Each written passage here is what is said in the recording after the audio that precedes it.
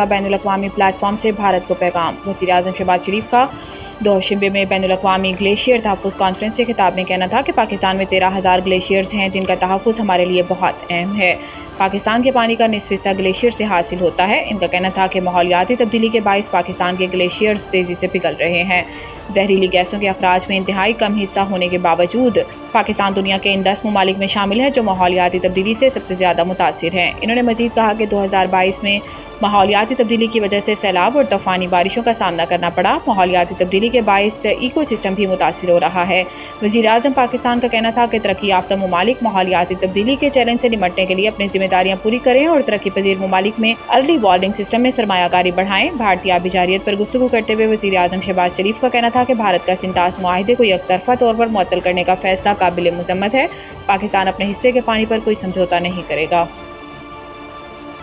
صدر زرداری نے بچوں کی شادی کی ممانعت کے بل پر دستخط کر دیے۔ قانون کے مطابق نکاح خواہ کوئی ایسا نکاح نہیں پڑھائے گا جہاں ایک یا دونوں فریق 18 سال سے کم عمر ہو۔ خلاف ورزی کرنے پر نکاح خواہ کو 1 سال قید اور 1 لاکھ روپے جرمانہ ہو سکتا ہے۔ 18 سال سے بڑی عمر کا مرد اگر کم عمر لڑکی سے شادی کرتا ہے تو اس سے 3 سال تک قید بامشقت ہوگی۔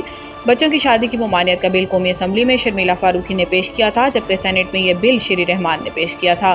قانون میں کہا گیا ہے کہ عدالت کو علم ہو کہ کم عمر بچوں کی شادی کی جا رہی ہے تو وہ ایسی شادی کو روکنے کے لیے حکم جاری کرے گی۔ عدالت کو اطلاع دینے والا فریق اپنی شناخت چھپانا چاہے تو عدالت اسے تحفظ بھی دے گی۔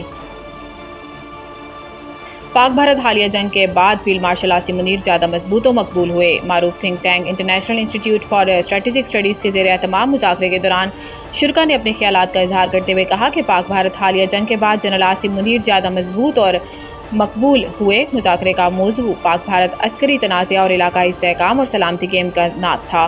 مذاکرے میں شریک شرکا کا کہنا تھا کہ کسی غیر جانبدار یا کسی تیسرے ملک کی بات چیت سے استحکام میں مدد مل سکتی ہے۔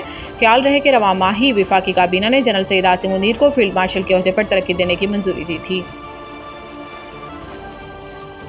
اسرائیل نے غزہ جنگ بندی منصوبے پر دستخط کر دیے۔ امریکہ غیر ملکی خبر ایجنسی رائٹرز کے رپورٹ کے مطابق وائٹ ہاؤس کی ترجمان کیرولین لیوٹ نے صحافیوں کو بتایا کہ اسرائیل نے امریکہ کے منصوبے پر دستخط کر دیے ہیں۔ کیرولین لیوٹ نے معاہدے کی تفصیلات سے آگاہ نہیں کیا لیکن نیو یارک ٹائمز نے منصوبے سے آگاہ اسرائیلی عہدیدار کے حوالے سے بتایا کہ ابتدائی مرحلے میں 60 روز کے لیے جنگ بندی ہوگی اور اقوام متحدہ کے ذریعے انسانی بنیاد پر امداد پہنچ جائے گی۔ حماس کے عہدیدار نے بتایا ہے کہ امریکی نمائندے اسٹیو وٹکوف کی تجاویز کا باریک بینی اور ذمہ داری سے جائزہ لیا جا رہا ہے تاکہ اپنی عوام کے مفادات حاصل ہوں اور اسرائیلی جارحیت کا خاتمہ یقینی بنایا جا سکے۔ اسرائیلی میڈیا نے رپورٹ میں کہا تھا کہ وزیر اعظم بنجامن نتن یاہو نے غزہ میں زیر حراست افراد کے خاندانوں کو بتایا تھا کہ اسرائیل نے امریکی صدر ڈونلڈ ٹرمپ کے مشرق وسطیٰ کے لیے نمائندے اسٹیو وٹکوف کا پیش کردہ منصوبہ تسلیم کر لیا ہے۔ نتن یاہو کے دفتر نے اس رپورٹ کی تصدیق نہیں کی لیکن وائٹ ہاؤس کی ترجمان نے کہا کہ اسرائیل نے امریکی منصوبے پر دستخط کر لیا ہے۔